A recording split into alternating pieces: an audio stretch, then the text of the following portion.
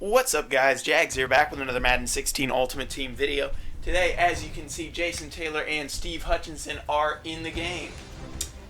However, that is not what this video is about. What this video is about is some budget players, number one, and what positions you should be buying.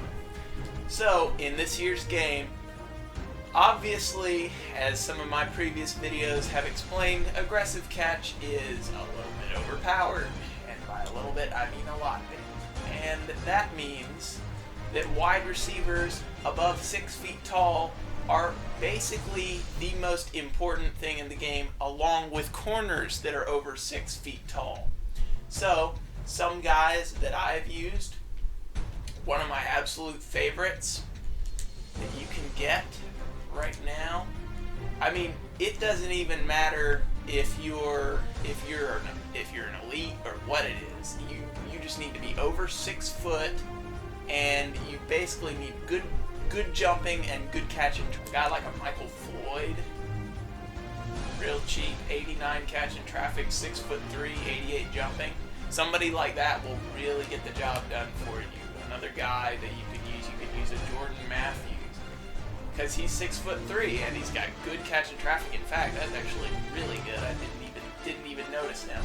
But you will be able to consistently throw the ball up to a guy like that, particularly if the user you're playing has no idea what he's doing, which a lot of the time is the case.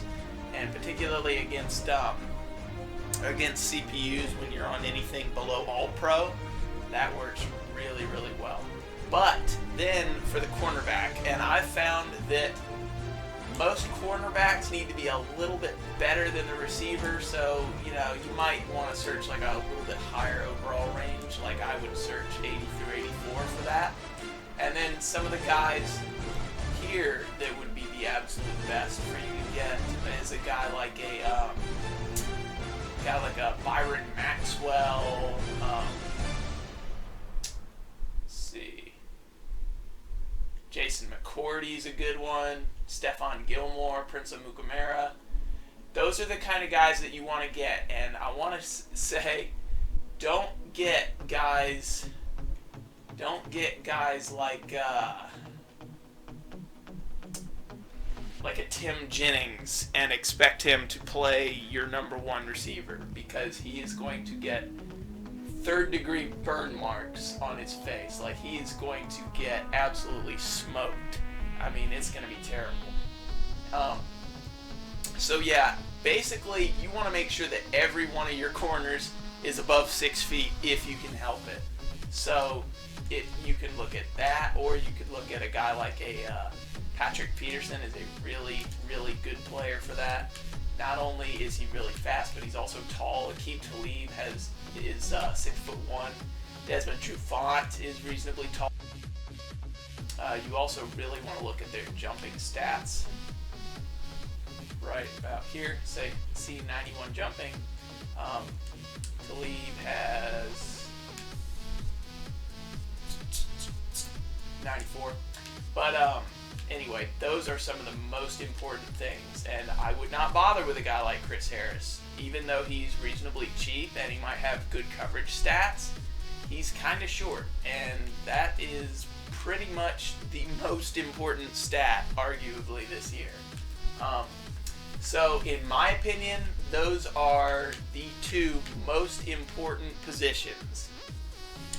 Now, if you're like me, you absolutely love to blow up the trenches. So, in other words, I like to have a good defensive line, linebackers, because I want to force you to throw the ball on me, because I feel like I have enough skill to basically be able to shut you down in the run game just by players, but I also want to be able to line up and, just be able to cover the pass, line up with a 3-man front, and then play cover 3 on you. That's one of the most effective ways that you can stop users in this game. And basically what I've done so that I can basically line up with 3 big guys here is look, like, I don't even think I have anybody under 320 pounds here. So, alright, you take a guy like Wilkerson. Some of the the most important stats on him: 95 block shed and 93 power move. Truthfully, he could have more speed, but that's not the most important thing in my opinion.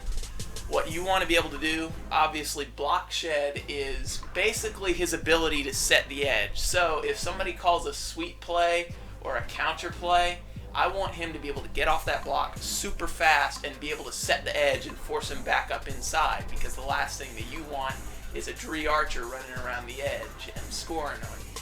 So I like to have 95 block shed there, and then he needs to have a little bit of power move so that he can get in and sack the quarterback. So that's one really important thing. Now, if you're playing a 3-4, I prefer to play a 4-3. Definitely a guy like a Dante Hightower, Jamie Collins, really important because they can line up and play linebacker, and they can get on the line of scrimmage and sack the quarterback. But I have mostly guys with impressive block shed. So a guy like Brandon Williams, really, really, really big, and as you can see, he has 94 block shed as well. So I'm going to be hard to run the ball on, and that is really one of the most important things in this game also. Defense is very important because it's hard to stop people when they really know what they're doing, but you just have to outplayer them basically. As you can see, I would definitely corners. I haven't had the game long enough, haven't been able to grind solos long enough. I will eventually get to that. I thought about doing that, but I wanted to pick up a bunch of linebackers and defensive linemen just so that I could stop worrying about people running on me. And that's basically one of the most important things. If you're going to be good on defense, you need to be really good at something. So you can't be like just average on the defensive line and just average at corner. You want to be like really, really good at something and like not very good at the other thing, because then at least you can plan around that. That's what I would do if I were in that situation. So anyway, guys, this has been what players you need to buy. A few budget players thrown around in there. Leave a like, comment, and subscribe. Let me know what I can do better in the future, and be on the lookout for more tip videos in the future. Let me know what kind of tips you would like to see in the future. As always, guys, I'll see you in the next video. See ya.